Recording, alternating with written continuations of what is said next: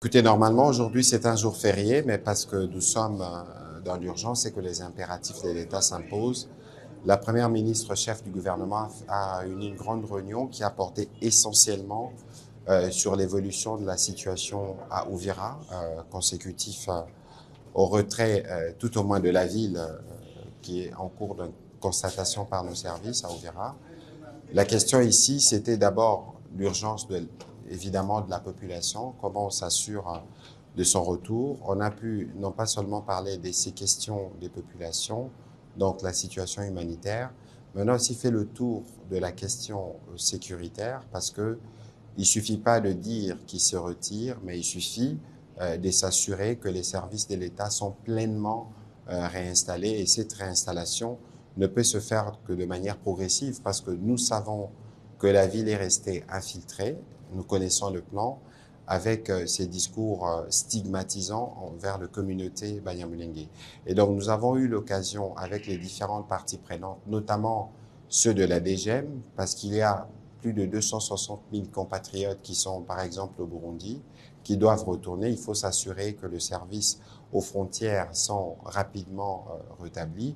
Il faut aussi s'assurer, c'est ce qui justifie la présence des experts du ministère des Affaires sociales ou encore du ministère de l'Intérieur pour s'assurer que ces populations qui doivent revenir, ils reviennent dans quelles conditions, parce que des maisons ont été occupées, des maisons ont été détruites. Il est donc important que ce travail préalable puisse être fait avant que l'autorisation ne puisse être accordée pour qu'ils reviennent. Il y a une question qui a fait l'objet des discussions, c'est la question de la justice.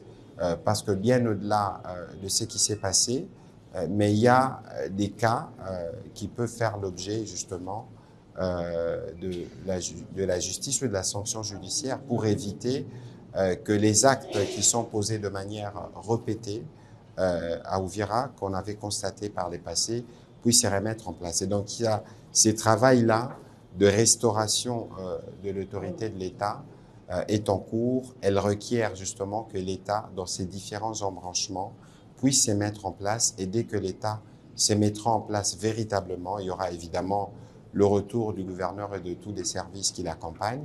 Et c'est un travail que nous voulons faire dans la grande urgence. C'était ça la recommandation principale de la Première ministre à tous ceux qui ont participé à la réunion. L'armée a déjà pris pied à Uvira, mais comme je vous le disais, comme nous l'avons dit plusieurs fois, la restauration, les retours de l'autorité de l'État à Uvira se manifestera par la restauration pleine des autorités.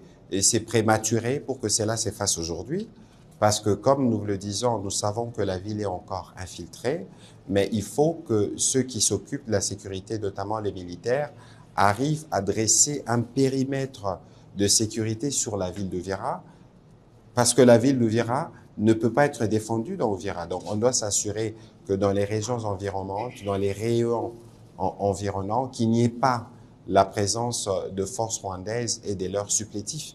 Il ne faut pas oublier que nous avons beaucoup de cas à gérer.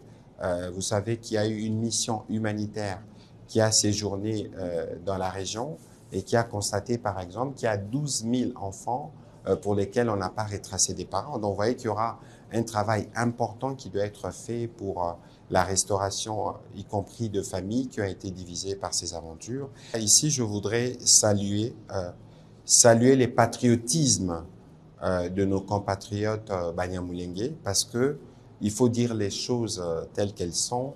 Le Rwanda et son supplétif du M23 ont démontré qu'il y a une volonté permanente d'instrumentalisation de cette communauté. Heureusement que les communautés Banyamulenge, qui ont toujours vécu à la fois au Uvira, à Bukavu, à Goma, à Kinshasa et partout, n'ont nulle part où aller et ils ont dit à haute et intelligible voix non à cette instrumentalisation du Rwanda et de son supplétif. Et je pense que leur voix qui a été entendue pleinement permettra au Rwanda de trouver d'autres fusils d'épaule que de venir s'est retranché autour de cette stigmatisation de communauté congolaise. C'est aussi l'occasion de renforcer le message qui avait été envoyé par les gouverneurs à toute la communauté, parce qu'il faut préserver les vivre ensemble, il faut éviter d'ouvrir un petit flanc à l'ennemi pour ne pas lui donner les prétextes des aventures que nous avons vues.